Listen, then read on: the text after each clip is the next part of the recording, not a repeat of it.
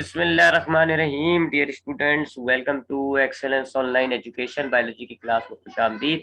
Biology में chapter number 1 जिसका नाम है होम्योस्टेसिस, इस चैप्टर को हम पढ़ रहे थे। इस चैप्टर में अब तक आपने देखा कि होम्योस्टेसिस क्या होता है, फिर उसके 3 एस्पेक्ट हमने पढ़े, ऑस्मो रेगुलेशन, थर्मो रेगुलेशन और एक्सक्रीशन। उसके बाद हमने प्लांट्स लिया और प्लांट्स में हमने तीनों एस्पेक्ट देखे, ऑस्मो रेगुलेशन कैसे होता है, थर्मो रेगुलेशन कैसे होता है और एक्सक्रीशन कैसे होता है। प्लांट्स को हमने कंप्लीट किया। फिर हम एनिमल्स पर आए तो एनिमल्स में हमने पहले ऑस्मो रेगुलेशन देखा, किस किस में, फ्रेश वाटर ऑर्गेनिजम्स में, मेराइन वाटर ऑर्गेनिजम्स में और टेरेस्ट्रियल ऑर्गेनिजम्स में। इनमें हमने जो है वो देखा, क्या नाम है, ऑस्मो रेगुलेशन। फिर हमने जो है वो एक्सक्रीशन देखा, मेराइन ऑर्गेनिजम्स में एक्सक्रीशन देखा हमने, प्लेनेरिया में देखा, अर्थवॉर्म में देखा और हाइड्रा में देखा, कॉकरोच में एक्सक्रीशन देखा। और थर्मो रेगुलेशन इनका नहीं है हमारे पास सिलेबस में, बाकी तमाम ऑर्गेनिजम्स का थर्मो रेगुलेशन नहीं है। तो हमने एनिमल्स की भी बात कर ली। फिर हम आए ह्यूमंस पर। हमने ह्यूमंस में सबसे पहले एक्सक्रीशन देखा कि इंसानों में कौन कौन सा एक्सक्रीटरी प्रोडक्ट होता है। तो हमें पता चला जी कौन कौन सा होता है, कहीं लिखा हुआ है मैंने ऊपर, ये सारा, कहाँ, ये ये लिखा हुआ है जी, ठीक है जी, ये लिखा हुआ। कार्बन डाइऑक्साइड, वाटर, यूरिया होता है, बाइल जूस होता है, सॉल्ट्स होते हैं, एक्सिड ग्लूकोज होता है, कीटोन बॉडीज होती है, जिसमें से कार्बन डाइऑक्साइड जो है वो लंग्स के जरिए निकल जाती है और बाकी तमाम चीजें जो है वो हमारे ब्लड में डिजोल्व हो जाती हैं, मिक्स हो जाती हैं और ये हमारे ब्लड में से निकलेंगी। इसको हम कहते हैं यूरिन। तो अब हमारे पास एक बकायदा सिस्टम मौजूद है। फिर हमने स्किन को भी पढ़ लिया था, लंग्स भी देख लिया था हमने, ये हमने लंग्स देख लिया था कि कार्बन डाइऑक्साइड लंग्स में से कैसे निकलती है। फिर हमने जो है थोड़ी बहुत एक्सक्रीशन चूंकि हमारी स्किन से हो जाती है तो हमने स्किन को भी देखा था कि स्किन जो है वो हमारी स्किन जो है उसमें से किस तरह स्वेटिंग के जरिए जो है हमारी एक्सक्रीशन हो जाती है। लेकिन जो मेजोरिटी एक्सक्रीशन होती है वो आपके इस सिस्टम की बदौलत होती है जिसको हम कहते हैं यूरिनरी सिस्टम या एक्सक्रीटरी सिस्टम। आप यूं कह सकते हो कि आपके ब्लड में जो डिजोल्व मटेरियल है तकरीबन 95% जो है वो यहाँ से रिमूव होता है थ्रू यूरिनरी सिस्टम।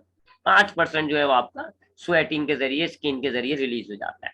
सो आपके जो वेस्ट प्रोडक्ट में पहली मेन वेस्ट प्रोडक्ट था वो था कार्बन डाइऑक्साइड गैस, वो तो आपके लंग्स नहीं निकालती और जो बाकी वेस्ट था वो आपके ब्लड में डिजोल्व हुआ है। अब उसमें से जो बाकी आपका वेस्ट ब्लड में डिजोल्व हुआ है उसमें से पानी, नमक और थोड़ा सा यूरिया, ये स्वेटिंग के जरिए थोड़ा बहुत निकल जाता है। लेकिन अब भी आपके ब्लड में बहुत सारा वेस्ट प्रोडक्ट मौजूद है, पानी है, सॉल्ट है, यूरिया है, बिलीरुबिन है, बिलीवर्डिन है, सॉल्ट्स हैं और ग्लूकोज है, कीटोन बॉडीज हैं। ये सारा जो वेस्ट है इसको ब्लड में से छानने के लिए और रिमूव करने के लिए आपके पास एक सिस्टम है जिसको आप कहते हो यूरिनरी सिस्टम। सो इसके दो काम है सिस्टम के, कहाँ लिखा हुआ है ये, एक ब्लड को फिल्टर करना, फिल्टर जब ब्लड हो जाएगा तो उसमें से क्या होगा, ऐसे ये हमारे पास ऐसा ब्लड होता है जी, ब्लड होता है और उसमें तमाम वेस्ट प्रोडक्ट मौजूद होता है। ठीक है जी, आपका जो यूरिनरी सिस्टम है ये क्या करेगा, ये ब्लड फिल्टर करेगा। सो साफ ब्लड अलहदा हो जाएगा और ये निकल जाएगा। और ये जो वेस्ट प्रोडक्ट है ये हमारे पास एक लिक्विड फॉर्म में आता है जिसको हम कहते हैं यूरिन, और इस यूरिन को बॉडी से डिस्चार्ज कर दिया जाता है। यानी कि ये दो काम होते हैं, ब्लड फिल्टर करना और यूरिन को रिमूव करना। सो इन दो कामों के लिए जो आपके पास सिस्टम है वो है यूरिनरी सिस्टम। इस सिस्टम को हमने पढ़ लिया था। इस सिस्टम में हमारे पास दो किडनीज होती हैं, एक कहलाती है राइट किडनी, एक कहलाती है लेफ्ट किडनी। दोनों का साइज सेम होता है, तकरीबन 10 सेंटीमीटर लंबी होती हैं, 6 सेंटीमीटर चौड़ी होती हैं और 3 सेंटीमीटर की इनकी थिकनेस होती है। ये इनका साइज होता है। बस लेफ्ट किडनी जो है वो थोड़ी ऊपर होती है, राइट किडनी थोड़ी नीचे होती है। अब उसके बाद हमने क्या देखा कि हमारे पास से ये होती है जी, इसको हम कहते हैं, ये जो रेड वाली है ना, ये वाली, इसको हम कहते हैं रेनल आर्टरी। रेनल, और फिर ये आर्टरी लिखा हुआ, रेनल आर्टरी। ये हमारे किडनी में ब्लड लाती है। कौन सा ब्लड होता है जी, अनफिल्टर्ड ब्लड। वो ब्लड जिसमें वेस्ट प्रोडक्ट शामिल है। अनफिल्टर्ड ब्लड जो है वो रेनल आर्टरी के जरिए आपकी किडनी में आ जाता है। अब किडनी काम क्या करेगी जी, किडनी आपके ब्लड को फिल्टर करेगी और जो फिल्टर्ड ब्लड है वो फिर आपकी इस रेनल वेन के जरिए बाहर निकल जाती है। ये है जी रेनल वेन, डायग्राम में ब्लू कलर की है। रेनल वेन के जरिए अब आपका जो ब्लड है ना, फिल्टर ब्लड, वो ऐसे निकल जाता है और आपके दिल तक चला जाता है, फिल्टर ब्लड। सो अब आपके अनफिल्टर ब्लड आया जी रेनल आर्टरी के जरिए किडनी में, किडनी ने इसको किया जी फिल्टर, फिल्ट्रेशन की किडनी ने, और साफ ब्लड जो है वो रेनल वेन के जरिए वापस दिल को भेज दिया। और जो वेस्ट प्रोडक्ट आया हुआ है, जो उसको यूरिन की फॉर्म में आया हुआ होता है, वो अब इस यूरिथ्रा के जरिए नीचे आता है, इस वाली किडनी से यहाँ से, और इस किडनी से इस यूरिथ्रा से। इसको हम कहते हैं यूरिथर। यूरिथर के जरिए वो नीचे आएगा और नीचे इस बैग में जमा होना शुरू हो जाता है। इस बैग को हम कहते हैं यूरिनरी ब्लैडर। ब्लैडर तो ये लिखा हुआ, यूरिनरी आप लिख दिएगा इसके आगे, यूरिनरी ब्लैडर। एक मसल से बना हुआ ब्लैडर होता है जिसके अंदर कॉन्ट्रैक्ट रिलैक्सेशन होती है। जब ये फुल हो जाएगा तो ये कॉन्ट्रैक्ट करेगा और यूरिथर के जरिए आपका जितना भी यूरिन है वो इस ब्लैडर के जरिए बाहर निकल जाएगा। तो ये इस तरह सिस्टम हमारा काम करता है। इस सिस्टम ने क्या करा, ब्लड लिया जी, अनफिल्टर ब्लड, अनफिल्टर ब्लड लिया, कहां से लिया जी, रेनल आर्टरी। रेनल आर्टरी के जरिए फिल्टर अनफिल्टर ब्लड आया किसके अंदर, किडनी के अंदर। अब किडनी ने किया जी फिल्टर ब्लड, जो फिल्टर ब्लड है वो रेनल वेन के जरिए दिल की तरफ चला गया, और जो वेस्ट प्रोडक्ट है वो यूरिन की फॉर्म में होता है, और यूरिन जो है वो पहले यूरिथर में आता है, फिर ब्लैडर में जमा होता है, और फिर यूरिथर के जरिए बाहर निकल जाता है। ये इसका वर्क हो गया। तो ये तो हमें नजर आ गया कि यूरिन डिस्चार्ज कैसे हो रहा है, लेकिन अभी ये बात समझ में नहीं आई कि किडनी फिल्टर कैसे करता है। ये तो समझ में आ गया ना आपको कि किडनी ने फिल्टर कर दिया, और जो यूरिन जमा हुआ वो किस तरह बाहर निकल गया, यूरिथर के जरिए जो है वो ब्लैडर में आया, और ब्लैडर के जरिए वो यूरिथरा से निकल गया। ये तो समझ में आ गया कि यूरिन डिस्चार्ज कैसे हो रहा है, लेकिन अब भी ये बात समझ में नहीं आती, how kidney filter blood, kidney blood को फिल्टर कैसे करता है, कैसे ब्लड में से वेस्ट को अलहदा करेगा और ब्लड साफ हो जाएगा, कैसे। उसके लिए हमने किडनी का लॉन्गिट्यूडनल सेक्शन किया जी, किडनी को लंबाई में काटा, और हमने पहले इसके स्ट्रक्चर को समझा, किडनी में क्या क्या क्या स्ट्रक्चर्स पाए जाते हैं। तो सबसे पहले आपकी पूरी किडनी जो है एक एक बिल्कुल ट्रांसपेरेंट सी मेम्ब्रेन होती है, इस डायग्राम में आपको नजर नहीं आ रही होती, जहां बिल्कुल किडनी जो है आपकी एक सफेद कलर की ट्रांसपेरेंट टाइप की एक मेम्ब्रेन होती है, उसको हम कहते हैं पेरिटोनियम। पेरिटोनियम में किडनी पैक होती है। अगर आप पेट काटेंगे तो आपको ऐसे डार्क ब्राउन कलर की किडनी डायरेक्ट नजर नहीं आएगी, बल्कि ये किडनी एक थैली में पैक हुई होगी, एक मेम्ब्रेन में पैक हुई होगी, जिसको हम कहते हैं पेरिटोनियम। फिर उस मेम्ब्रेन को हटाएंगे तो आपको किडनी में सबसे पहले एक कैप्सूल नजर आएगा, यानी एक कवरिंग होगी, जैसे प्याज में एक छिलका होता है ना, ऐसे इस पूरी किडनी पे एक कवर चढ़ा हुआ होगा, उसको आप कहते हो रेनल कैप्सूल। उस कैप्सूल को भी हटाएंगे, फिर आपके पास ये जो आउटर रीजन है ये थोड़ा हल्के कलर का होता है, इसको आप कहते हैं कॉर्टेक्स। फिर ये जो अंदर वाला रीजन है ये थोड़े डार्क कलर में होता है, इसको आप कहते हैं मेड्यूला। मेड्यूला में आपको ऐसे तिकोन तिकोन से नजर आ रहे हैं ये स्ट्रक्चर, इनको हम कहते हैं पैरामिड्स। ठीक है जी, ये इसके पास है। और ये जो इसका अंदर की तरफ का ग्रूव सेक्शन है ना, ये वाला, इसको हम कहते हैं हाइलेस। इसको हम कहते हैं हाइलेस, कहीं लिखा हुआ नहीं है, मैं ऐसे शो कर देता हूँ। ये वाला हिस्सा कहलाता है हाइलेस, जो अंदर की तरफ दबा हुआ है। ये किडनी का स्ट्रक्चर आ रहा है। पेरिटोनियम नाम की एक मेम्ब्रेन है, उसमें किडनी पैक है। पेरिटोनियम को हटाए तो आपकी किडनी के ऊपर पहले प्याज के छिलके की तरह एक पूरा कैप्सूल चढ़ा हुआ होगा, रेनल कैप्सूल कहलाएगा। उसको आप हटा दें तो आपको किडनी का जो बाहर वाला हिस्सा है वो थोड़े हल्के कलर का नजर आएगा, कॉर्टेक्स कहलाता है। अंदर वाला हिस्सा थोड़े डार्क कलर में होता है, उसको हम कहते हैं मेड्यूला। मेड्यूला में आपको ट्रायंगुलर शेप के पैरामिड्स नजर आएंगे, और किडनी का जो अंदर की तरफ का स्ट्रक्चर है उसको हम कहते हैं हाइलेस। अब हाइलेस में से आपके पास जो है वो रेनल आर्टरी आ रही होती है, रेनल वेन आ रही होती है।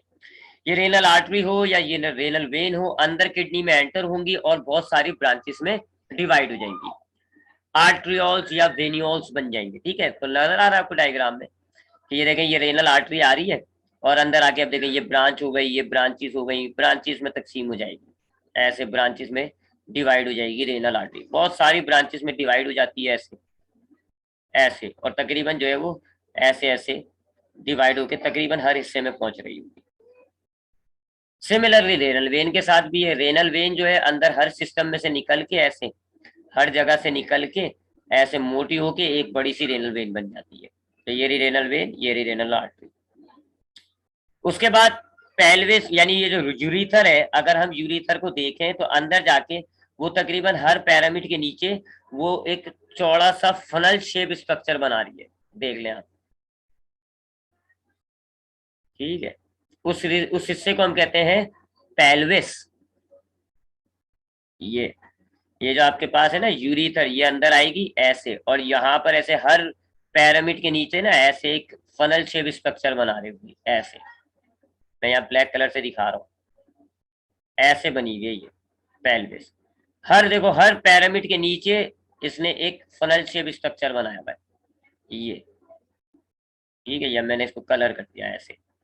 ये कहलाता है रीजन, ये वाला हिस्सा जो है ना, ये हिस्सा कहलाता है पेल्विस, ठीक है जी। पैरामिड्स में से यूरिन ड्रॉप होगा और इस पेल्विस में जमा होता है ये ये देखो। अब फनल में से यूरिन निकलता जाएगा, इन पेल्विस में जमा होता जाएगा ऐसे। इस वाले पैरामिड में जितना भी यूरिन हुआ टपक टपक के इस पेल्विस में जमा होता जाएगा, पेल्विस में जमा हो जाएगा। फिर ये पेल्विस जो है वो यूरिथर के जरिए ब्लड को ऐसे, यूरिन को ऐसे नीचे ले जाएगी। ये इसका स्ट्रक्चर है। तो हमने किडनी का स्ट्रक्चर देख लिया जी, क्या क्या चीजें हैं, कॉर्टेक्स है, मेड्यूला है, पैरामिड है, हमने कहा बोल दिया पैरामिड्स हैं, कहाँ है ये, कौन कौन से स्ट्रक्चर है, कॉर्टेक्स है, कॉर्टेक्स है, मेड्यूला है, पैरामिड्स है, फिर हाइलेस है। हाइलेस वो रीजन जहां से आपको आर्टरी अंदर आ रही है, वेन अंदर आ रही है, आर्टरीज और वेन अंदर आके डिवाइड हो जाती है और बहुत सारी ब्रांचेस में तकसीम हो जाती है। इसी तरह ये जो यूरीथर होता है, जब ये हाइलेस के जरिए अंदर एंटर होता है तो अंदर इसमें ऐसे स्ट्रक्चर्स बन जाते हैं, फनल शेप स्ट्रक्चर, जिसको हम कह रहे हैं पेल्विस। हर पैरामिड से जितना भी यूरिन बनेगा वो टपक टपक के पेल्विस में जमा होता है। फिर ये सारी पेल्विस मिलकर क्या बना रही है, यूरीथर बना रही है, और फिर यूरीथर में से यूरिन जो है वो नीचे निकल के ब्लैडर की तरफ बढ़ जाएगा। तो ये हो गया जी किडनी का स्ट्रक्चर। यहां से भी हमें ये समझ में नहीं आता कि किडनी फिल्टर कैसे कर रही है, अभी भी उस सवाल का जवाब नहीं मिला हमें। ये वाला सवाल था, how kidney filter blood, kidney filter नहीं कर रही ब्लड।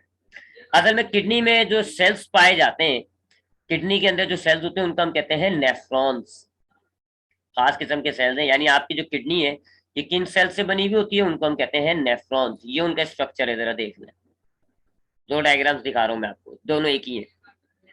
तो ये जो आपकी किडनी होती है ना, इनके जो सेल्स हैं वो ऐसे कहलाते हैं जी, ऐसे होते हैं जी नेफ्रॉन्स, खास तरीके से अरेंज होते हैं, ऐसे अरेंज होंगे जी। यहाँ पे एक नेफ्रॉन होगा, ऐसे आ रहा होगा, फिर इसी तरीके से एक नेफ्रॉन यहाँ होगा, ऐसे आ रहा होगा, ऐसे अरेंज होते हैं, आधे ऊपर आधे नीचे, यानी आधे कॉर्टेक्स में है आधे मेड्यूला में, आधे कॉर्टेक्स में आधे मेड्यूला में, ऐसे अरेंज हुए हैं ये नेफ्रॉन्स ऐसे, ठीक है जी। अब आप स्ट्रक्चर देखोगे ना फिर समझ में आ जाएगा ये मैं नीचे यू शेप क्यों कर रहा हूँ। सो ये जो आपकी किडनी होती है इनमें जो सेल्स होते हैं उनको हम कहते हैं नेफ्रॉन्स, स्पेशलाइज सेल्स हैं। इनका डिजाइन भी देख लें, थोड़ा स्पेशल कॉम्प्लिकेटेड सा डिजाइन है। असल में किडनी फिल्टर नहीं करती ब्लड, ब्लड करते हैं ये जो ब्लड को फिल्ट्रेशन वाला काम है ना वो ये करते हैं नेफ्रॉन्स। किडनी ने तो बस इनको जगह दी हुई है। किडनी का काम क्या है जी, नेफ्रॉन को ब्लड प्रोवाइड करना, unfiltered blood through renal artery, ठीक है जी। मैं जरा डायग्राम को ऐसे ये हटा देता हूँ। किडनी जो है ना, किडनी का बस एक दो काम क्या है जी, पहला काम ये है कि इसने नेफ्रॉन्स को एक जगह दी हुई है, सारे नेफ्रॉन्स को एक जगह इकट्ठा करके जमा किया हुआ है। फिर ये तमाम नेफ्रॉन्स को ये जो रेनल आर्टरी है इसके जरिए ब्लड सप्लाई करेगी, और फिर वो नेफ्रॉन उस ब्लड को फिल्टर करेंगे। अब फिल्टर करने के बाद जो साफ ब्लड होगा वो किडनी क्या करेगी, रेनल वेन के जरिए जमा करके ले जाएगी, और जो यूरिन जमा होगा नेफ्रॉन में से वो टपक टपक के पेल्विस में जमा हो जाएगा, और फिर पेल्विस से यूरिथर में चला जाएगा। सो हमारी ये जो किडनीज होती हैं they are made up of special cells called nephrons. ये वो सेल्स हैं जो हमारे जो है वो ब्लड को फिल्टर करेंगे, अनफिल्टर ब्लड लेंगे, ये अनफिल्टर ब्लड लेंगे और उसमें से ब्लड जो है वो अलहदा कर देंगे, और फिल्टर जो है उसको अलहदा कर देंगे वेस्ट प्रोडक्ट को, जो कि क्या बन जाएगा, यूरिन बन जाएगा। ये करते हैं फिल्ट्रेशन। तो अब नेफ्रॉन्स को देखना पड़ेगा, नेफ्रॉन्स को समझते हैं। सो नेफ्रॉन्स को समझने से पहले अगर आपको किडनी या यूरिनरी सिस्टम में कोई सवाल है तो पूछ सकते हैं, ठीक है जी। अगर आपको किडनी या यूरिनरी सिस्टम में कोई सवाल है तो पूछ लें, क्योंकि अब हम नेफ्रॉन्स पर जा रहे हैं।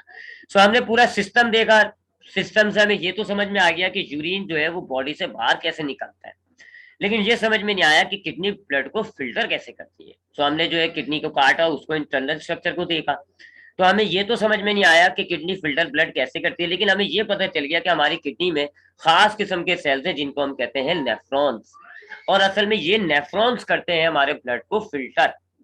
हमारे ब्लड में से यूरिन को अलहदा करने का काम जो है वो नेफ्रॉन्स का है। किडनी का काम तो बस एक है, इन नेफ्रॉन्स को अनफिल्टर ब्लड देना ताकि ये फिल्टर करें, और जो ब्लड फिल्टर हुआ है उसको फिर जमा करना और यूरिन को जमा करना। सो अब नेफ्रॉन्स की बात करते हैं। ये एक नेफ्रॉन का स्ट्रक्चर है। दो डायग्राम्स है जी, दोनों आपकी आसानी के लिए जो समझ में आए देखते रहिएगा। मैं इस डायग्राम को ले रहा हूँ जी, नंबर 1 जो डायग्राम है ना, मैं इसको ले रहा हूँ। आप चाहें तो दूसरी वाली डायग्राम को भी देख सकते हैं। असल में नेफ्रॉन, ये जो पीछे आपको नजर आ रही है ना ट्यूब सी, ये जो पीले कलर की नजर आ रही है, जहां मैं अपना मार्कर फेरूंगा, ये जो ट्यूब है, ये पूरी ऐसी क्वाइल हो रही है, क्वाइल हो रही है, फिर जगह ये नीचे आई और यू शेप की बन गई, यू शेप की बन गई ना ये, फिर वापस ये ऊपर जा रही है, फिर दोबारा क्वाइल हुई और अब थोड़ी सी मोटी हो गई। ये है नेफ्रॉन, ये है जी पूरा नेफ्रॉन। उसके ऊपर तो ये ब्लड कैपिलरीज का जाल बना हुआ है, ये जो नजर आ रहा है ना आपको, ये ब्लड कैपिलरीज का जाल बना हुआ है। अगर आप इस डायग्राम में देखना चाहें तो ये देख लें जी, ये पूरा नेफ्रॉन है, ये क्वाइल हो रहा है, देखो कितना खतरनाक क्वाइल है, फिर ये वो यू शेप आ गया, यू शेप आ गया, फिर दोबारा क्वाइल हो गया और फिर एक बड़ी सी डंडी से जुड़ गया। ठीक है, यानी कि यार मैं हमेशा यहाँ तो पहुंच जाता हूँ। यानी कि कुछ ऐसा स्ट्रक्चर है जी नेफ्रॉन का, एक ऐसा ये है जी कप शेप, ऐसा कप होता है, ये कप होता है, अंदर से खोखला है, सैक लाइक, अंदर से खोखला है, सैक लाइक, जिसके अंदर क्या है जी, ऐसी आपकी आर्टरीज का एक गुच्छा बना हुआ होगा। ये देखें जी, यहाँ पे भी आपको नजर आ रहा है अंदर गुच्छा बना हुआ, और यहाँ पर भी। तो ऐसा कप शेप का होता है जी, इसको हम काट के ऐसे दिखा रहे होते हैं। ठीक है, तो हम भी ऐसे ही बना देते हैं। ठीक है, ऐसा कप शेप स्ट्रक्चर है जी ये। फिर उसके बाद ये ट्यूब थोड़ी सी क्वाइल होती है, ऐसे क्वाइल हो रही है। ठीक है जी, क्वाइल हो रही है, फिर नीचे आके ये थोड़ी सी स्ट्रेट हो जाती है और यू शेप की बन जाती है, ऐसे यू शेप की बन जाती है। फिर जब ये ऊपर जाती है तो दोबारा क्वाइल हो रही है, थोड़ी सी ज्यादा क्वाइल हो रही है, मैं तो जरा कम ही दिखा रहा हूँ। और फिर आखिर में ये एक बड़ी सी डंडी से जुड़ रही है, एक बड़ी सी डंडी से जुड़ रही है। सही कह रहा हूँ ना? ये सी शेप कप शेप है, ये थोड़ा क्वाइलिंग पार्ट है, ये यू शेप पार्ट है, ये फिर दोबारा क्वाइलिंग पार्ट है, और ये एक किसी बड़ी डंडी से जुड़ रही है। देख ले जी, यहाँ पे ये कप शेप आ गया, ये पहला क्वाइलिंग पार्ट हो गया, ये यू शेप स्ट्रक्चर हो गया, ये दूसरा क्वाइलिंग पार्ट हो गया, और ये बड़ी सी डंडी से जुड़ गया। इस डायग्राम में देख लें, ये कप शेप आ गया, ये पहला क्वाइलिंग पार्ट है, ये यू शेप स्ट्रक्चर है, ये दूसरा क्वाइलिंग पार्ट है, और ये वो बड़ी सी डंडी से जुड़ रहा है। ये है जी नेफ्रॉन। बाकी उसके अलावा जो आपको नजर आ रहा है वो तो इस पर पूरी एक ब्लड कैपिलरीज का जाल बिछा हुआ है। देखें, ये पूरा एक ब्लड कैपिलरीज का जाल बिछा हुआ है, इस डायग्राम में भी, इस डायग्राम में भी। ठीक है जी। सो अब पहले जरा इसका स्ट्रक्चर देख लेते हैं क्या। ये जो कप शेप स्ट्रक्चर आपको नजर आ रहा है, मैं इस डायग्राम की बात कर रहा हूँ, ये जो कप शेप आपको नजर आ रहा है, इसको ग्लोमेरुलर कैप्सूल कहा हुआ है, लेकिन इसका असल नाम है ये बोमन कैप्सूल। ये जो सी शेप कप नजर आ रहा है ना आपको, ये क्या कहलाता है? Bowman capsule. ठीक है जी, मैं यहाँ डायग्राम में दिखा रहा हूँ, इस डायग्राम की बात कर रहा हूँ मैं। तो ये देख लें जी, ये जो सी शेप कप आ रहा है, सी शेप का कप शेप होता है, इसको हम कहते हैं बोमन कैप्सूल। उसके बाद ये जो पहला क्वाइल पार्ट आया है ना, शुरू का जो क्वाइल पार्ट आया है, ये पहला पार्ट, इसको हम कहते हैं प्रॉक्सिमल ट्यूब्यूल या प्रॉक्सिमल कॉन्वोल्यूटेड ट्यूब्यूल, या सिंपल अल्फाज में यही कहते हैं प्रॉक्सिमल ट्यूब्यूल। ठीक है, पूरा नाम ये लिखा हुआ प्रॉक्सिमल कॉन्वोल्यूटेड ट्यूब्यूल। ठीक है, सो फर्स्ट क्वाइलिंग पार्ट क्या कहलाएगा? Proximal convoluted tubule. फिर ये नीचे आके ये जो यू शेप की बन गई, आपके सामने देखें, यू शेप की जो बन गई, इसको हम कहते हैं लूप ऑफ हेनली। क्या कहते हैं? Loop of Henley. उसके बाद दोबारा जाके ये दोबारा जो क्वाइलिंग हो रही है, देखें दोबारा क्वाइल बन गई, इसको आप कहते हैं डिस्टल कॉन्वोल्यूटेड ट्यूब्यूल। कॉन्वोल्यूटेड आप चाहे तो लिख दें यहाँ पे, कॉन्वोल्यूटेड, कॉन्वोल्यूटेड ट्यूब्यूल। ठीक है जी। और उसके बाद ये जो डंडी से जुड़ रही है, इस डंडी को हम कहते हैं कलेक्टिंग डक्ट। ये 5 पार्ट्स हो गए। पहला है बोमन कैप्सूल, फिर उसके बाद पहली क्वाइलिंग जो है उसको हम कहते हैं प्रॉक्सिमल कॉन्वोल्यूटेड ट्यूब्यूल, फिर यू शेप स्ट्रक्चर है उसको हम कहते हैं लूप ऑफ हेनली, फिर दोबारा क्वाइल हो रहा है जिसको हम कहते हैं डिस्टल कॉन्वोल्यूटेड ट्यूब्यूल। आखिर में आपके पास जो है वो एक बड़ी सी जो डंडी है जिसको आपने क्या नाम दिया हुआ है? Collecting duct. अब जरा मैं नीचे बना रहा हूँ, आप चाहें तो नाम चेक करते रहिएगा दोबारा। मैं थोड़ा सा मोटा मार्कर ले लूं। हाँ ये, सो ऐसा है, देखें जी, ये सी शेप का पारा है। ये सी शेप कप था ना, ये क्या था, बोमन कैप्सूल। ये क्या था, बोमन कैप्सूल।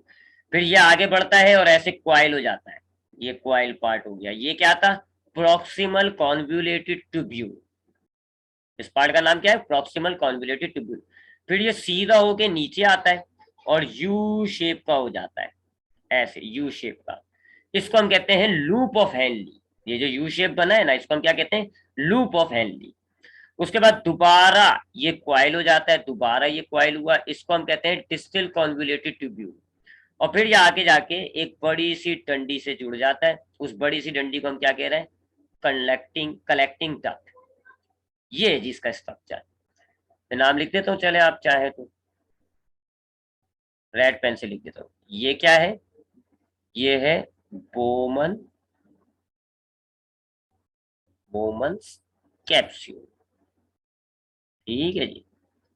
फिर ये वाला स्ट्रक्चर क्या था, ये कहलाता है प्रॉक्सिमल कॉन्व्यूलेटेड ट्यूब्यूल। ठीक है जी। फिर ये वाला पार्ट कौन सा था जी, ये यू शेप का जो बन रहा है, इसको हम कहते हैं लूप ऑफ हेनली। अच्छा, अब लूप ऑफ हेनली में दो पार्ट हैं। एक ये वाला जी जो नीचे की तरफ आ रहा है, इसको हम कहते हैं डिसेंडिंग लिम्ब। डिसेंडिंग लिम्ब, नीचे आ रही है ना ये, इसलिए इसको डिसेंडिंग कह रहे हैं।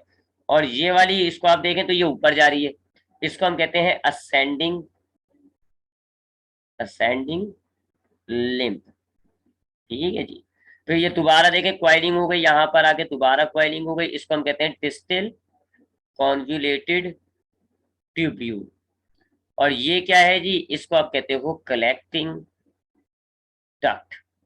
ये इसके पार्ट्स हो गए नेफ्रॉन के। पहला पार्ट बोमन कैप्सूल, दूसरा पार्ट प्रॉक्सिमल कॉन्वुलेटेड ट्यूब्यूल, तीसरा पार्ट लूप ऑफ हेनली, चौथा पार्ट डिस्टल कॉन्वुलेटेड ट्यूब्यूल और पांचवा पार्ट लूप ऑफ हेनली। ठीक है जी। ये तो हमने इसकी बात करी है, क्या नाम है, जो बोमन कैप्सूल है। अब जरा कैपलरीज की बात करते हैं, इसमें जो कैपलरीज आ रही है ना, अब जरा उसकी बात करते हैं। ये क्या है जी, वो आपको मैंने याद है ना, आपको बताया हुआ कि रेनल आर्टरी जो आपके पास अनफिल्टर ब्लड किडनी में लाती है, रेनल आर्टरी कहलाती है। ये वाली, ये ये वाली, ये क्या कहलाती है, रेनल आर्टरी। ये आपका अनफिल्टर ब्लड किडनी में लाती है। फिर हमने बात की थी कि किडनी के अंदर आके ये बहुत सारी ब्रांचेस में तकसीम हो जाती है। सो ब्रांच में तकसीम होके ये जो बनती है ना, ये वाली जो ब्रांच बनती है, ये वाली, इसको आप कहते हो इंटरलोब्यूलर आर्टरी या आर्ट्रियोल। आर्ट्रियोल, सिंपल सा आर्ट्रियोल भी कहते हैं। ये क्या है जी, असल में वही रेनल आर्टरी जो थी वो मोटी सी थी, किडनी में आके बहुत सारी पतली पतली ब्रांचेस में तकसीम हो गई, तो एक ब्रांच को आपने क्या नाम दिया हुआ है, आर्ट्रियोल। अब आर्ट्रियोल में से एक फर्दर ब्रांच निकलती है जी, जिसको हम कहते हैं एफरेंट आर्ट्रियोल। ये एफरेंट आर्ट्रियोल, ये आपके नेफ्रॉन में एंटर होगी। हर एक नेफ्रॉन के लिए एक ऑफ एफरेंट आर्ट्रियोल निकलती जाएगी। इसी तरह आप ये देख लो, ये निकल रही है, ये भी एक एफरेंट आर्ट्रियोल है जो किसी और नेफ्रॉन में चली जाएगी, ऐसे।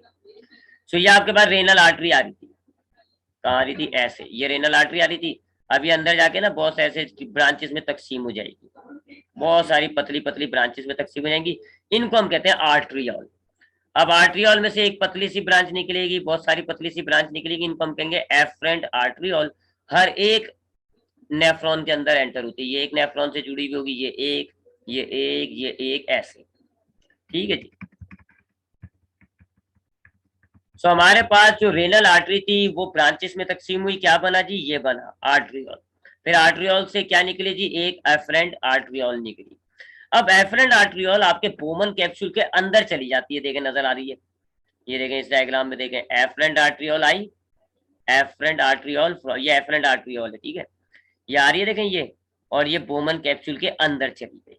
अंदर जाके देखें क्या हो रहा है, गुच्छा बन रहा है, ब्रांचेस का गुच्छा बन रहा है। यहाँ पे भी आपको नजर आ रहा है, देखिए पीछे ये देखें गुच्छा बना हुआ, ये यहाँ देखें अंदर, देखें।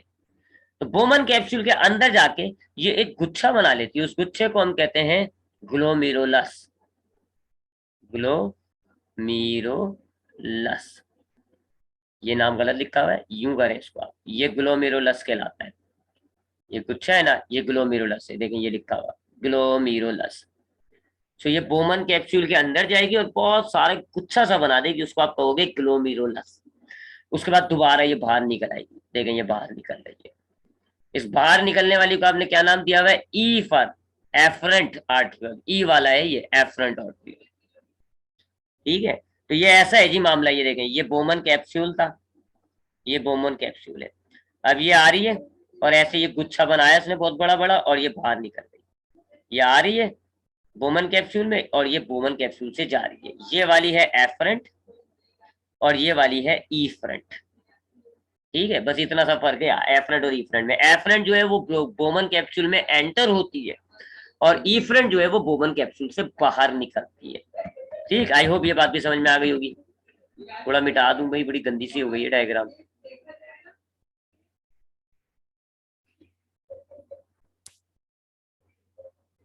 हाँ, तो हमने क्या क्या देखा जी अब तक, दोबारा देख लेते हैं। ये हमारे पास थी, ये थी हमारे पास आर्ट्रियोल, रेनल आर्ट्रियोल। फिर इसमें से ये जो ब्रांच निकली ये थी एफरेंट आर्ट्रियोल। ये हमारे बोमन कैप्सूल में गई और क्या बना, ये गलत नाम लिखा हुआ है, यहाँ लिखे आप ग्लोमीरुलस। ठीक है जी, ये और ये एरो भी ऐसे कर दिया। ये जो गुच्छा बन रहा है इसको हम कहते हैं ग्लोमीरुलस। फिर गुच्छा बना के जब ये दोबारा बोमन कैप्सूल से बाहर निकलती है, या वैसे बाहर निकल के बाहर जा रही है ऐसे, इसको हम कहते हैं ईफरेंट आर्ट्रियोल। अब ये बाहर आने के बाद आप देखें बहुत बड़ा नेटवर्क गुच्छा, यानी कि पूरी आपकी नेफ्रॉन के इर्द गिर्द जाल बना रही है। ये जाल बना रही है, कैपिलरीज का नेटवर्क बना हुआ नजर आ रहा है, पूरी आपकी नेफ्रॉन को घेरी हुई है। इसमें से ये जो ऊपरी वाला हिस्सा है ना, यानी कि आप यूं समझ लो यहां से लेके यहां तक का जाल, जिसमें प्रॉक्सिमल कॉन्वुलेटेड भी आ गया और डिस्टल कॉन्वुलेटेड भी आ गया, इसको हम कहते हैं पेरी ट्यूब्यूलर नेटवर्क। इस वाले गुच्छे को आप कहोगे पेरी ट्यूब्यूलर नेटवर्क। और जो नीचे वाला हिस्सा है जिसने आपकी लूप ऑफ हेनली के इर्द गिर्द जाल बना दिया, उसको आप कहते हो वैसा रेक्टा। तो अब ये बाहर आई एफरेंट आर्ट्रियोल और इसने फिर क्या करा जी, बहुत सारी डिवाइड होके आपकी पूरी नेफ्रॉन के गिर्द एक जाल बना दिया, नेटवर्क बना दिया कैपिलरीज का। अब वो नेटवर्क जिसने आपकी वो कॉन्वुलेटेड वाली, यानी प्रॉक्सिमल कॉन्वुलेटेड ट्यूब्यूल और डिस्टल का लिखा हुआ है, डिस्टल का ही लिखा हुआ ही नहीं है, ये वाली कौन सी थी, डिस्टल कॉन्वुलेटेड ट्यूब्यूल। इतने हिस्से में जो गुच्छा आ रहा है उसको आप कहते हो पेरी ट्यूब्यूलर नेटवर्क। और लूप ऑफ हेनली में जो गुच्छा आ रहा है उसको आप कहते हो वैसा रेक्टा। सो इस डायग्राम में आए देखें, ये एफरेंट आ रही थी, ग्लोमेरुलस बनाया अंदर और ये बाहर निकल गई, ये ईफरेंट है। ये कौन सी है, ई वाला, ईफरेंट। अब ये बाहर आई तो देखें जी इसने दो गुच्छे बनाए, एक ये बनाया इसने कहा प्रॉक्सिमल और डिस्टल कन्वुलेटेड के ऊपर नेटवर्क बनाया, और ये इसने नेटवर्क बनाया कहा, लूप ऑफ हेनली पर। सो ये वाला हो गया पेरिट्यूब्यूलर और ये वाला हो गया वैसा रेक्टा। ठीक है जी। सो अब आपकी ये आर्टरीज का मामला हो गया जी। जरा मैं ये मिटा दूं, बल्कि मैं रबड़ से क्यों नहीं मिटाऊं, मैं क्यों अनडू कर रहा हूं। ठीक है जी, इसका स्ट्रक्चर बड़ा खतरनाक है, अगर स्ट्रक्चर आप इसका समझ गए ना तो आपने नेफ्रॉन को समझ लो, निकल गया फिर आपका नेफ्रॉन। सो आपका ये रेनल आर्टरी आ रही थी, रेनल आर्टरियोल, फिर इसमें से एक ब्रांच निकली एफरेंट आर्टरियोल, ग्लोमेरुलस के अंदर गई, गुच्छा बनाया, सॉरी बोमन कैप्सूल के अंदर गई और गुच्छा बनाया, गुच्छे को आप क्या कहते हो, ग्लोमेरुलस। फिर जब वो बाहर निकली तो वो कहलाती है ईफरेंट आर्टरियोल। फिर ईफरेंट आर्टरियोल आकर आपके पास जो है पूरे नेफ्रॉन पर एक जाल बना देती है कैपिलरीज का। वो जाल जो आपकी प्रॉक्सिमल और डिस्टल कॉन्वुलेटेड पे आ रहा होता है उसको हम कहते हैं पेरिट्यूब्यूलर नेटवर्क, और जो लूप ऑफ हेनली पे जाल आ रहा है उसको आप कहते हो वैसा रेक्टा। फिर ये सारी वेन्स आपका, ये सारी जो आपका आर्टरीज थी ना, ईफरेंट आर्टरियोल जो जाल बना हुआ है, फिर ये वापस आपकी यूनाइट होती है, वापस आके मिलती हैं और ये बनता है विनियोल। ये बनता है विनियोल, और विनियोल किससे कनेक्ट हुआ हुआ है जी, आपकी रेनल वेन से। ये फिर रेनल वेन जाके जो ना आपस में मुख्तलिफ जाके मिल जाएंगी, और ये किससे जुड़ती हैं आखिर में, रेनल वेन। और रेनल वेन में आप जानते हैं साफ खून होता है। तो यहाँ से आपका गंदा खून यानी अनफिल्टर्ड ब्लड आ रहा था, यहाँ पे भी अनफिल्टर्ड ब्लड था, अब जब ये नेटवर्क में से गुजरता है ना, इस दौरान फिल्टर हो गया, इस दौरान आपका ब्लड फिल्टर हो गया, और अब ये फिल्टर ब्लड यहां से निकल गया, ऐसा मामला हुआ है, यानी नेफ्रॉन ने बीच में फिल्टर कर दिया। आपका ब्लड आ रहा है जी ऐसे, रेनल आर्टरी है ना ये ब्लड आ रहा है जी, और ये अनफिल्टर ब्लड है। अब ये जब यहां से गुजरेगा ना, यहाँ हो गया फिल्टर, अब ये फिल्टर ब्लड है, फिर इसमें जब ये यहाँ नेटवर्क में घूमता है, तो इस दौरान काम की चीजें ये खून में दोबारा शामिल हो जाती है, और अब आपके पास जो इस कैपिलरी में वो एक साफ खून है, जो आखिर में यहाँ से कलेक्ट हुआ और आपकी रेनल वेन तक साफ खून चला गया। अब वो वर्किंग है, वो हमने देखनी है कि वर्किंग कैसे होगी। ठीक, तो जरा इसका स्ट्रक्चर में एक दफा नीचे भी बना दूं, फिर हम इसकी वर्किंग देखेंगे डायरेक्ट। ठीक है जी, अब मैं इसका एक स्ट्रक्चर नीचे बना देता हूँ। अब मैं ये नाम हम तो नहीं लिख रहा, ठीक है, मैं मुंह से नाम बता दूंगा आपको, नाम मैंने ऊपर दिखा दिए कहाँ कहाँ लिखे हुए, डायग्राम्स आपकी बुक में भी मौजूद होंगी। तो एक दफा नीचे और जरा इसका स्ट्रक्चर बना लेते हैं जी, दोनों तरह का, नेफ्रॉन का भी और कैपिलरीज का भी, उसके बाद इसकी वर्किंग को देखेंगे। सो पहले हम जो है वो ये देखें, ये क्या है, ये बोमन कैप्सूल है। तो ये क्या है, प्रॉक्सिमल कॉन्वोल्यूटेड ट्यूब्यूल। तो ये क्या हो गया, डिसेंडिंग लिम्फ पे, और ये असेंडिंग लिम्फ पे, और ये दोनों मिलके क्या बनता है, लूप ऑफ हेनली, ये लूप ऑफ हेनली का। तो ये दोबारा कोआइल हुआ, ये हो गया जी डिस्टल कॉन्वोल्यूटेड ट्यूब्यूल, और ये आपका जो है वो कलेक्टिंग डक्ट से जुड़ गया, ये तो हो गया आपका नेफ्रॉन। अब कैपिलरीज पर आते हैं जी, कैपिलरीज के लिए मैं जरा दूसरा कलर ले लेता हूँ, और आई थिंक जो है वो बेहतरीन कलर जो है वो ये रहेगा जी, ब्लू। अब ये आता है जी, एक तो रेनल आर्टरी आ रही, रेनल आर्टरी किडनी में आई, उसमें से छोटी छोटी ब्रांचेस निकली, उनको हमने क्या नाम दिया, आर्टरियोल। फिर आर्टरियोल में से ये जो ब्रांच आ रही है, जो ग्लोमेरुलस में, जो बोमन कैप्सूल में एंटर होगी, इसको हम कहते हैं ए वाला एफरेंट आर्टरियोल। अब ये एफरेंट आर्टरियोल आ रही है, ये आपके बोमन कैप्सूल में गई और ऐसे क्वाइल हो गई बहुत सारी, ये कहलाएगा जी गुच्छा जो बना है ना, ये कहलाएगा ग्लोमेरुलस, और अब ये दोबारा बाहर निकलेगी। तो ये ऐसे आ रही है, और अब ये ऐसे जा रही है, अब ये जो जा रही है इसको आप कहते हो ईफरेंट आर्टरियोल। अब ये जब बाहर आएगी ना, तो ये आपके इधर गुच्छे बनाएगी, इधर भी, और एक ब्रांच नीचे जाएगी, इसमें से दो ब्रांचेस हो गई, एक ऊपर ब्रांच है जो आपकी यहाँ पर जो है वो नेटवर्क बनाएगी पूरा, ये नेटवर्क बनाएगी इसके थ्रू, ये यहाँ पे आ रही है। और एक ये है जी, ये ब्रांच कौन सी है जी, ये आपकी वैसा रेक्टा बनाएगी, ये पूरा वैसा रेक्टा बन रहा है, ये वैसा रेक्टा बन रहा है, आखिर में ये दोनों मिलेंगी, ये दोनों मिल गई, और अब ये रेनल वेन्यूल है, अब ये रेनल वेन्यूल जो है वो आपकी रेनल वेन की तरफ बढ़ जाएगी, ये इसका स्ट्रक्चर है। आई होप स्ट्रक्चर तो समझ में आ गया होगा, ठीक है जी।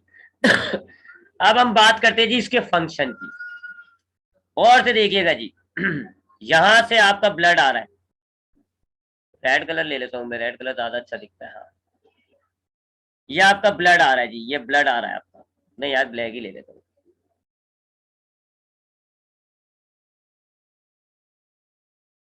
हाँ जी।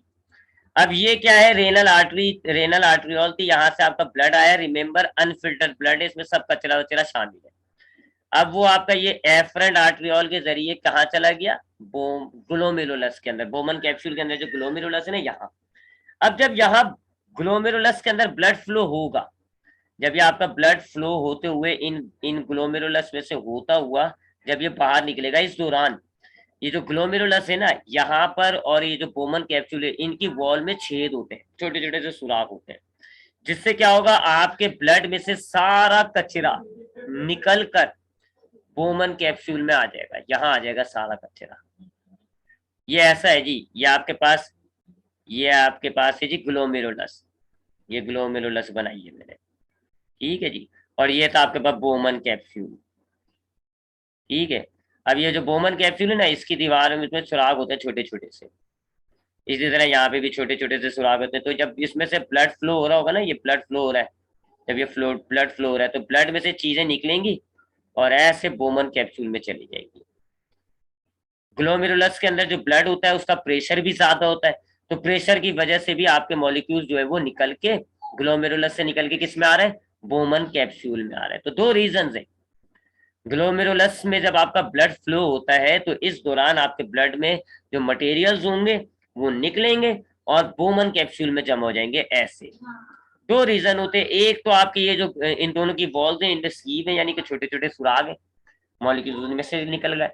और दूसरा आपकी जो ग्लोमेरुलस है, इसका ब्लड प्रेशर ज्यादा होता है, तो खून के प्रेशर की वजह से भी मॉलिक्यूल्स जो है वो भाग जाते हैं और ऊपर आ जाते हैं। सो अब क्या हुआ जी, अब क्या हुआ, तो आपके जब ब्लड आया, दोबारा देखिएगा, जब आपका ब्लड ये ग्लोमेरुलस यहां से आ रहा था अनफिल्टर्ड ब्लड, जब ये ग्लोमेरुलस के अंदर घूमा, तो इस दौरान जो आपके ब्लड में कचरा था वो आपका इस बोमन कैप्सूल में आ गया, सारा कचरा इधर आ गया, और जो साफ ब्लड था ना वो अब आपका एफरेंट आर्ट्रियोल के जरिए निकल गया। ये तो हो गया जी फिल्ट्रेशन थोड़ा सा। ठीक है जी, ये तो आई होप समझ में आ गया होगा। तो जब यहाँ से ये ब्लड आपका यहाँ से फ्लो हुआ इन आर्ट्रियोल्स में से, इन ग्लोमेरुलस में से, तो ब्लड में से सारा कचरा निकल के बोमन कैप्सूल में आ गया। लेकिन प्रॉब्लम ये है कि सब कुछ आ जाता है, आपके ब्लड में जितनी भी चीजें होंगी ना वो सबकी सब बोमन कैप्सूल में चली गई, दो चीजों को छोड़ के, एक प्लाज्मा, हमारे जो ब्लड में कुछ बड़े बड़े प्रोटीन्स होते हैं उनको छोड़ के, और हमारे कुछ ब्लड सेल्स को छोड़ के, बाकी हर चीजें बगैर किसी छानबीन के निकल गई। यानी यूं समझ लो आप, नीचे अगर मैं इसको दिखाऊं, आपका ब्लड जब फ्लो हो रहा है उसके अंदर ब्लड भी है, पानी भी है, सॉल्ट्स भी हैं, ग्लूकोज भी है, और क्या क्या था, यूरिया भी है, ठीक है जी, प्रोटीन भी है, लिपिड्स के मॉलिक्यूल्स भी हैं, सब कुछ ही चला गया जी, निकल गया सब कुछ। बस सिर्फ दो चीजें रह जाती हैं, एक ब्लड का प्लाज्मा, जो प्रोटीन्स होते हैं ना ब्लड के बड़े बड़े प्लाज्मा प्रोटीन्स वो नहीं जा पाते, और सेल्स नहीं जा पाते, blood cells, red blood cells, white blood cells, वो आपके इसी में रहे, हर चीज चली गई। अब ये तो गड़बड़ हो गई, हमने तो सिर्फ कचरा निकालना था ब्लड में से, यहाँ तो सब कुछ निकल गया। यूं समझ लो आपके खून में ग्लूकोज जो है वो 100 ज्यादा है, तो आपने तो सारे ग्लूकोज निकाल दिया, बोमन कैप्सूल में सब कुछ चला गया, इसको हम कहते हैं अल्ट्रा फिल्ट्रेशन। अल्ट्रा फिल्ट्रेशन हो गई, यानी बगैर किसी छानबीन के हमारे हर, चुके सुराग है ना भाई, अब बोमन कैप्सूल और ग्लोमेरुलस में सुराग है, तो सुरागों से कोई देखभाल थोड़ी, हर चीज निकल जाएगी, तो ये गड़बड़ हो गई। तो यहाँ पर हुई है अल्ट्रा फिल्ट्रेशन, इसको हम कहते हैं अल्ट्रा फिल्ट्रेशन। तो अब दोबारा सुने, जब हमारे पास ये ब्लड आ रहा था, ये मिटा रहा हूं दोबारा, हाँ, जब हमारे पास यहाँ से ब्लड एंटर हो रहा था ना ग्लोमेरुलस के अंदर, इस ब्लड में कचरा, अच्छी चीजें, बुरी चीजें सब शामिल था। जब ये ग्लोमेरुलस के अंदर यहाँ फ्लो करता है, तो इस दौरान आपका इस मटेरियल, इस ब्लड में से सिर्फ दो चीजों को छोड़ दें आप, ब्लड के प्रोटीन्स और ब्लड सेल्स, इनको छोड़ के हर चीज आपकी यहाँ बोमन कैप्सूल में जमा हो गई, बोमन कैप्सूल में चला गया, या तो ज्यादा चीजें चली गई। अब जो आपका ये जो ब्लड निकल रहा है ना बाहर, इसमें ना प्रोटीन है ना ग्लूकोज है, सारा का सारा पानी भी चला गया, सिर्फ इसमें प्लाज्मा प्रोटीन्स हैं और सेल्स हैं। अब आपको वापस चाहिए, जो आपने बोमन कैप्सूल में जो आपने सारी अच्छी चीजें भी डाल दी ना, ग्लूकोज भी डाल दिया, अमाइनो एसिड्स भी डाल दिए, प्रोटीन्स भी डाल दिया, वो वापस चाहिए। ठीक, बात समझ में आ गई होगी आई होप। तो अब हमारे पास क्या है जी, अब हमारे पास मामला कुछ ऐसा है कि हमारे पास ये जो बोमन कैप्सूल है ना, इसके अंदर क्या आ गया जी, हर चीज आ गई, समझ लो एवरीथिंग, हर चीज इसके अंदर चली गई। और ये जो हमारे पास ये वाली जो इफरेंट आर्ट्रियोल है, इसके अंदर ब्लड भी नहीं है, बस समझ लो खाली खून ही है, क्योंकि ब्लड सेल्स होंगे और ब्लड प्लाज्मा, बस सिर्फ खून, कुछ भी नहीं है उसमें, प्रोटीन भी नहीं है उसमें, अमाइनो एसिड भी नहीं है, कुछ भी नहीं है, सिर्फ ब्लड है, पानी तक भी नहीं है, पानी भी आपका बोमन कैप्सूल में जमा हो गया। तो ये हो गई अल्ट्रा फिल्ट्रेशन। अल्ट्रा फिल्ट्रेशन क्या होती है कि जब आपका ब्लड जो है ग्लोमेरुलस से फ्लो होके बाहर निकलेगा, तो इस दौरान बोमन कैप्सूल आपके ब्लड में से तमाम चीजों को अपने अंदर ले आएगा, प्रोटीन, पानी, बगैर कोई चेक एंड बैलेंस के, ज्यादा या कम नहीं, सब चीजों को बुला देगा। बस अब आपके ग्लोमेरुलस से जो ब्लड बाहर निकलेगा वो सिर्फ ब्लड ही होगा, उसमें सिर्फ कुछ प्रोटीन होंगे और ब्लड सेल्स होंगे, बस ना पानी होगा, ना ग्लूकोज, ना अमाइनो एसिड, कुछ भी नहीं। अब ये जो आपकी तमाम चीजें चली गई है ना, अब इसमें से आप बेशतर चीजों को वापस ब्लड में तलवाएंगे, वो आपका यहाँ मामला होता है। अब ये ब्लड आप देख लो ना, जैसे जैसे ये आगे फ्लो करता जा रहा है, देखिए अब आगे ब्लड इस आर्टरीज में फ्लो करता जाएगा, ब्लड आपका यहाँ आर्टरीज में फ्लो करता जाएगा इनमें, और आपका वो जो जमा हुआ हुआ एवरीथिंग है जो बोमन कैप्सूल में, अब वो यहाँ से गुजर रहा है। तो आपका जो तमाम चीजें कलेक्ट हुई है ना, वो आपका यहाँ से गुजर रही है लूप ऑफ हेनली से, यहाँ से गुजरते हुए यहाँ आएगा, ये गुजरेगा लूप ऑफ हेनली, फिर दोबारा डिस्टल कॉन्वोल्यूटेड ट्यूब्यूल में आएगा और आखिर में कलेक्टिंग का।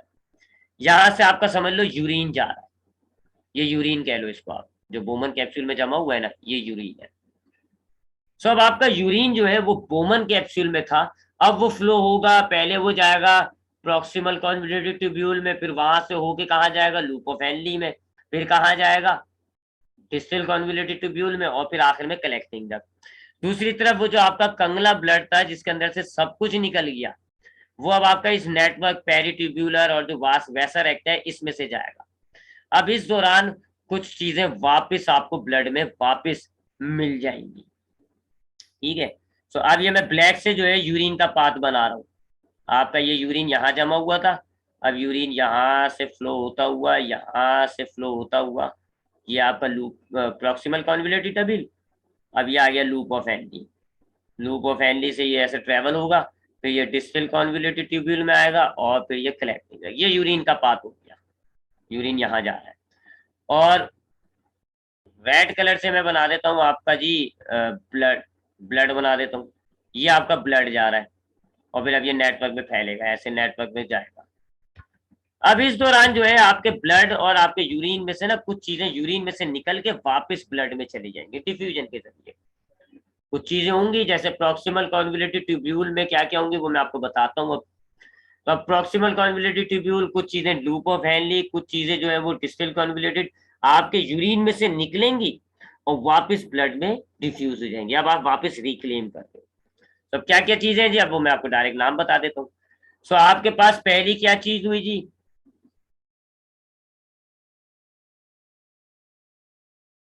पहली क्या चीज हुई, ultra filtration. Ultra filtration, ultra filtration में क्या हुआ जी, आपका तमाम जो है मटेरियल वो बोमन कैप्सूल में चला गया। बोमन कैप्सूल में जो है वो ऑल मटेरियल ज्यादा है जिसको हम कह रहे हैं यूरिन, और ग्लोमेरुलस और जो आपकी ब्लड कैपिलरीज हैं उसमें आपके पास सिर्फ जो है वो ब्लड है। आपको वापस चाहिए जी, क्योंकि इस बोमन कैप्सूल में यूरिन के अंदर कुछ अच्छी चीजें चली गई। फिर दूसरा होता है जी रीएब्जॉर्प्शन। रीएब्जॉर्प्शन क्या होगा कि जी आपने जो अब आपके यूरिन में काम की चीजें चली गई है ना इस यूरिन में, अब आप उनको वापस यूरिन में से निकाल के ब्लड में डालेंगे। तो क्या क्या होता है जी, ये जो डिस्टल कॉन्वोल्यूटेड ट्यूब्यूल था, जब यहां से ब्लड गुजरेगा तो तमाम चीजें यानी कि पानी, ग्लूकोज, अमाइनो एसिड, ये सब चीजें जो है वो वापस यूरिन में से निकल के आपके ब्लड में चली जाएगी। यहाँ पे डिस्टल कॉन्वोल्यूटेड ट्यूब्यूल में इन चीजों का रीअब्जॉर्प्शन होगा। जब आपका डिसेंडिंग लिम्ब में आएगा यूरिन, डिसेंडिंग लिम्ब, जब डिसेंडिंग लिम्ब में आएगा तो यहाँ मजीद पानी जो है वो आपके यूरिन में से निकलेगा और ब्लड में एब्जॉर्ब हो जाएगा, ये वाली चीज, ये वाली रीअब्जॉर्प्शन ऑफ वाटर हो जाएगा। फिर जब आपका यूरिन असेंडिंग लिम्ब में जाता है, लूप ऑफ हेनली का जो दूसरा हिस्सा था ना असेंडिंग लिम्ब, जब उसमें जाता है तो कुछ सॉल्ट जो है वो यूरिन में से निकलेंगे और वाटर में आपके ब्लड में डिसॉल्व हो जाएंगे। ये रिक्लेम कर रहे हो आप, रीअब्जॉर्प्शन हो रहा है, यानी कि यूरिन में से चीजें निकल रही हैं और वापस ब्लड में आ रही है। जबकि अल्ट्रा फिल्ट्रेशन में क्या हुआ था जी, ब्लड में से चीजें निकल के बोमन कैप्सूल में जमा हो गई थी जिसको आपने क्या नाम दिया हुआ, यूरिन। सो पहले क्या होता है अल्ट्रा फिल्ट्रेशन, यानी आपके ब्लड में से तमाम कचरा निकलता है और बोमन कैप्सूल में कलेक्ट हो जाता है जिसको आप क्या कहते हो, यूरिन। फिर दूसरा स्टेप क्या है जी, रीएब्जॉर्प्शन। आपके ब्लड, आपके यूरिन में जो काम की चीजें गई हुई है अब आप उनको वापस ब्लड में डाल रहे हो। तो अलग अलग जगहों पे अलग अलग चीजें रीएब्जॉर्ब होती हैं। डिस्टल कॉन्वोल्यूटेड ट्यूब्यूल में वाटर होता है, ग्लूकोज होता है, अमाइनो एसिड वगैरह हो जाती है रीएब्जॉर्ब। डिसेंडिंग लिम्स के अंदर पानी रीएब्जॉर्ब हो जाएगा, असेंडिंग लिम्ब के अंदर जो है वो सॉल्ट रीएब्जॉर्ब हो जाएगा। अच्छा सॉरी, मैं यहाँ नाम मैंने गलत लिख दिया, प्रॉक्सिमल होता है ना पहला, तो ये तो प्रॉक्सिमल है, ये प्रॉक्सिमल ट्यूब्यूल था ना पहला वाला, तो प्रॉक्सिमल। और अब लूप ऑफ हेनली के बाद आता है डिस्टल कॉन्वोल्यूटेड। अब डिस्टल कॉन्वोल्यूटेड में क्या होगा जी, डिस्टल कॉन्वोल्यूटेड में आपका सॉल्ट को की कंसंट्रेशन को चेक किया जाएगा कि क्या आपके ब्लड के अंदर सॉल्ट जो है वो सही है या नहीं, और पानी जो यूरिन में सॉल्ट जा रहा है वो सही मिकदार में जा रहा है या नहीं। हॉर्मोन्स चेक करते हैं ये बाय हॉर्मोन्स। अब कौन से हार्मोन है ये मैं आपको बाद में बताऊंगा। तो अब यहाँ डिस्टल कॉन्वोल्यूटेड ट्यूब्यूल में आप चेक करेंगे, आपका नेफ्रॉन चेक करता है डिस्टल कॉन्वोल्यूटेड यानी आखिरी कॉइल पार्ट में, चेक करेगा कि आपके यूरिन में कितना सॉल्ट जा रहा है, ब्लड में कितना सॉल्ट जा रहा है, सही है तो ठीक है। अगर अब भी यूरिन में बहुत ज्यादा सॉल्ट जा रहा है, यूरिन में ज्यादा सॉल्ट है, खून में कम है, तो अब ये डिस्टल कॉन्वोल्यूटेड में दोबारा कुछ सॉल्ट जो है वो आपके खून में आ जाएगा। ये चीज हार्मोन मैनेज करता है। जबकि कलेक्टिंग डक्ट के अंदर जब आपके पास ब्लड आपका यूरिन आएगा ना कलेक्टिंग डक्ट में, तो यहाँ वाटर की कंसेंट्रेशन को चेक किया जाएगा again by hormone. Collecting duct के अंदर अब आपका एक और दूसरा हार्मोन होगा, वो पानी को चेक करेगा कि क्या आपके यूरिन के अंदर पानी ज्यादा तो नहीं जा रहा। अगर यूरिन में पानी ज्यादा है, आपके खून में पानी कम है, तो फिर कलेक्टिंग डक्ट के अंदर हार्मोन क्या करेगा, पानी को रीएब्जॉर्ब करके वापस ब्लड में डाल देगा। ये दूसरा स्टेप हो जाता है रीएब्जॉर्प्शन। सो यहाँ ये था डिस्टल ये प्रॉक्सिमल कॉन्वोल्यूटेड ट्यूब्यूल था। यहाँ तकरीबन सारी चीजें वापस यूरिन में से निकल के ब्लड में आ गई। डिसेंडिंग लिम्ब के अंदर जो है आपका पानी जो है वो यूरिन में से निकल के ब्लड में चला जाता है। असेंडिंग लिम्ब के अंदर जो नमक है वो आपके ब्लड में से यूरिन में से निकलेगा और ब्लड में शामिल हो जाएगा। ये डिस्टल कॉन्वोल्यूटेड ट्यूब्यूल है, यहाँ सॉल्ट की कंसंट्रेशन हार्मोन चेक करेगा सही है या नहीं। और ये जो कलेक्टिंग डक्ट है यहाँ पर एक दूसरा हार्मोन पानी की कंसंट्रेशन को चेक करेगा कि आपके यूरिन में सही मिकदार में पानी जा रहा है, ज्यादा या कम तो नहीं है। यहाँ दो आखिर के दो हिस्सों में हार्मोन काम करता है। अब यूं आपका जो है वो सारा जो है वो क्या नाम है आपका ब्लड फिल्टर भी हो गया, आपके ब्लड में से सारा कचरा बाहर आ गया। पहले गलती हो गई थी जी, हर चीज चली गई थी, तो आपकी काम की चीजें वापस आपके ब्लड में भी आ गई, आपके ब्लड में काम की चीजें भी आ गई और आपके यूरिन में कचरा जा रहा है। दो स्टेप्स और होते हैं जी, एक स्टेप और होता है, सॉरी क्या, इसको हम कहते हैं tubular secretion. Tubular secretion. Tubular secretion क्या होता है जी कि आपका जब आपका जो यूरिन है जब वो यहाँ इन दो पार्ट से गुजरता है, इस वाले पार्ट से डिस्टल कॉन्वोल्यूटेड ट्यूब्यूल इधर से जब गुजर रहा होता है, तो आपके आपके ब्लड में शायद कुछ जहरीला कंपाउंड यूरिया वगैरह रह जाए, तो वो वापस आपके जो है वो यूरिन में शामिल हो जाएगा।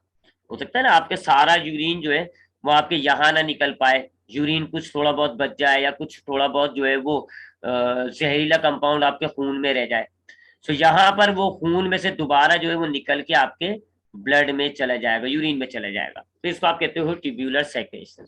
यूं आपके जो है वो अब खून में से यूरिन अलग हो गया। अब ये जो कलेक्टिंग डक्ट है इसके अंदर जो आपका यूरिन जमा हो गया, यहाँ पर यूरिन जमा हो गया, और जो साफ खून था अब वो आपकी ये रेनल वेन ले गई, रेनल वेन आपका साफ खून ले गई, और ये कलेक्टिंग डक्ट जो है ये आपका जो है वो सारा यूरिन जमा कर रहा है। इसी तरह यहाँ से कलेक्टिंग डक्ट में दूसरे नेफ्रॉन से यूरिन आ रहा है, यहाँ से तीसरे नेफ्रॉन से आ रहा है, इस तरह ये एक एक कलेक्टिंग डक्ट से काफी नेफ्रॉन्स जुड़ी हुई होती है।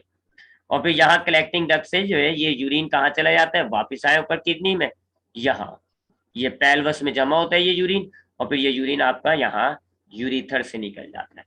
सो ऐसे आपकी किडनी जो है वो किडनी नहीं सॉरी नेफ्रॉन, नेफ्रॉन ऐसे फिल्टर करता है। आज की क्लास को हम यहीं पर वाइंड अप करेंगे, बहुत बड़ी रिकॉर्डिंग हो गई है। इंशाल्लाह कल मैं आपको एक इसकी एनिमेशन दिखा के जो है इसका एक दफा और दिखाऊंगा, मैं आपको थोड़ा सा इसको रिपीट कर दूंगा कल में इस टॉपिक को। फिर हम देखेंगे कौन सा हार्मोन था जो हमारे जो है डिस्टल कॉन्वोल्यूटेड ट्यूब्यूल के अंदर सॉल्ट की कंसंट्रेशन को चेक कर रहा था, कौन सा हार्मोन था जो कलेक्टिंग डक्ट के अंदर हमारे वाटर की कंसंट्रेशन